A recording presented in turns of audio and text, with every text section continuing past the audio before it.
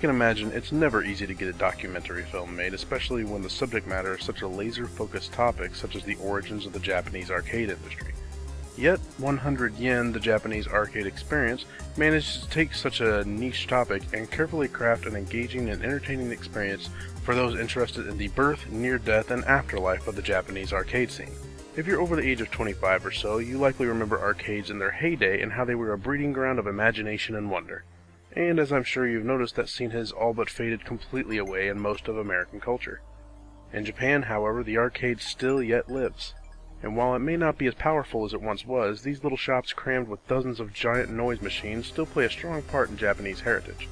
100 Yen delves into why arcades have somehow managed to survive throughout the years and puts a contrast in the cultural differences between our countries that played a huge part in their survival. Now, as someone who's always been interested in both Japanese culture as well as the game industry, 100 Yen was right up my alley. The movie has great production value with fantastic cinematography and really highlights the colorful and vibrant environments of the Japanese arcade experience. The film does a great job of laying out the history of the industry and how it's managed to stay alive. I honestly loved this movie and really think it's a great piece if you're not familiar with the history of the industry. Now, there seems to be plenty of other reviews out there that give plenty of reasons saying why you should purchase 100 Yen, and you definitely should. But I'm going to go ahead and play devil's advocate a bit and highlight a few of the flaws that might keep some viewers from fully enjoying the movie.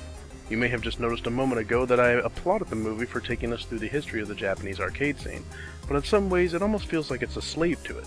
There's a definite feeling of hard steps being displayed on events in the industry.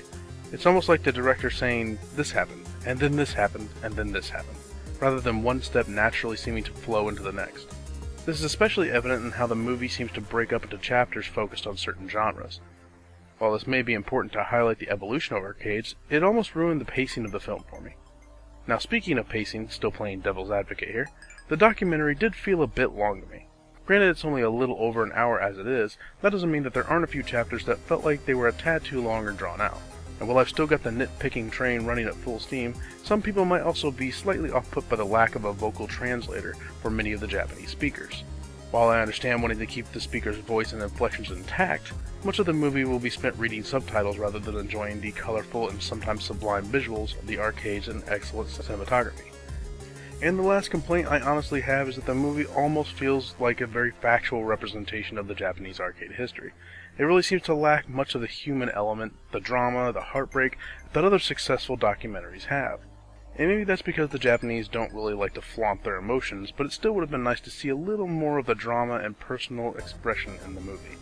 Now that all the complaining is out of the way, 100 Yen is definitely a cut above most independent documentaries you'll find out there. Maybe one of the reasons I felt that it was a tad too long is because I'm already very familiar with the history of the Japanese arcades and that side of the industry. Yet on the other side, somehow 100 Yen still managed to keep my attention, which is no small feat considering I usually have trouble getting through a 5-minute animated short film. As you may have noticed by now, I don't usually review movies. I review games, and they're a very different medium.